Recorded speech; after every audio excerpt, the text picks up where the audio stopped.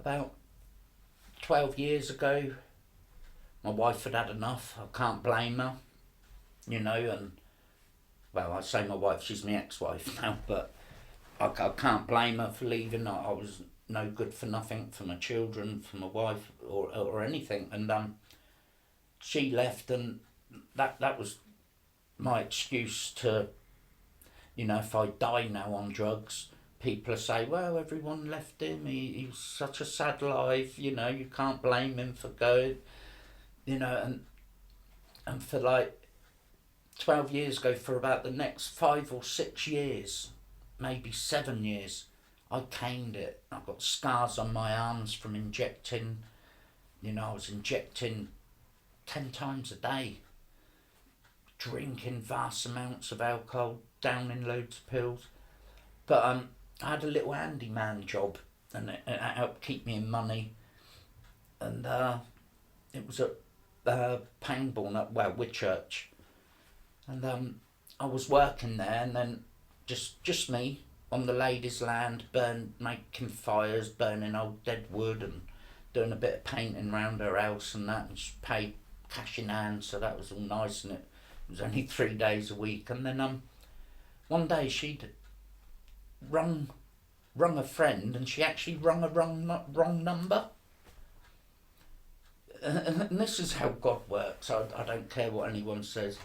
God knew that I was at the end of my tether, and again I was crying out my life and never get better. I always lived in hope that it would. I always had a hope. It says in the Bible, love is the greatest gift, but to me, hope is a very close second gift. You must have hope in your life for things to change, especially when it's the Lord. And I was this lady had rang a wrong number, and she said, oh, I just rung a wrong number. I've got a gardener going to be coming here tomorrow. He seems a very nice man.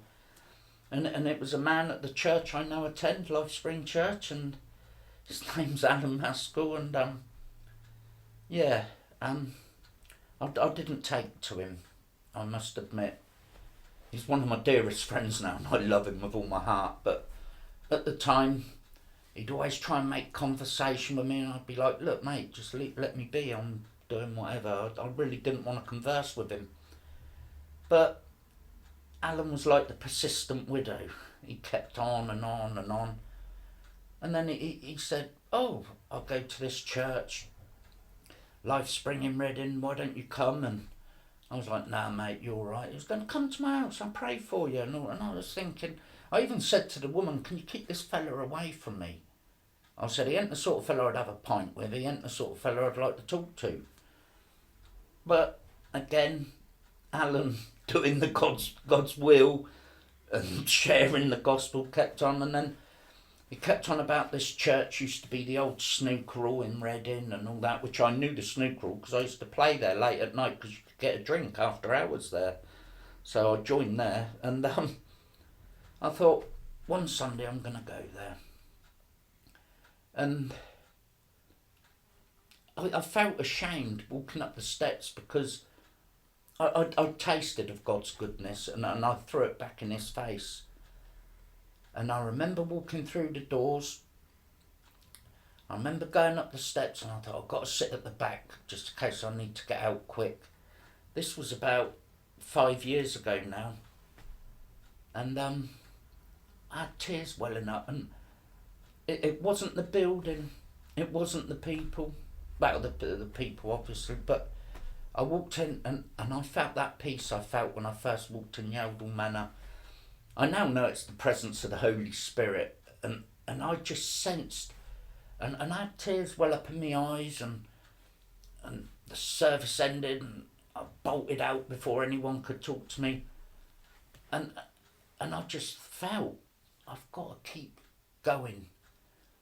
And people don't realise I was still on prescription of drugs when I very first went to Life Spring Church 5 years ago, and I remember going to it was an organisation called KCA that used to give me my prescriptions, and I was on a low amount anyway, and I said I don't want it no more.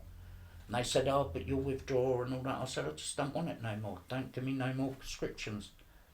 I never withdrawed. I've never missed it since. I've never craved it. I've met people with it. And it was like God just took that area of my life, and no matter what problems I have now, what I've gone through, not once have I thought about drugs. All I've thought about is turning to the Lord. And to say my life's been blessed would be an understatement. I'm not rich. I haven't got, but I've got something in my heart now. This sense of peace, this sense of compassion for other people. I don't hold no malice, no grudges. I don't know that there's a peace now. I'm still Chris Wiggins. That's what I like about being who I am. God he never took me away. He took the rubbish in my life away, and it's hard to explain. God is my everything now.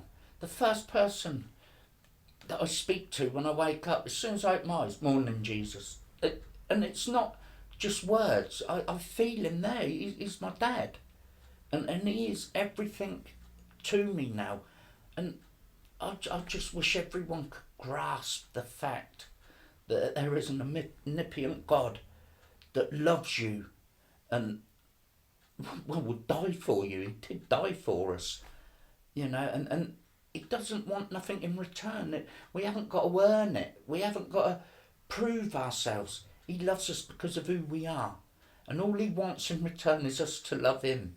And he will, I don't need nothing. All I need is that peace. And he gives it abundantly to me.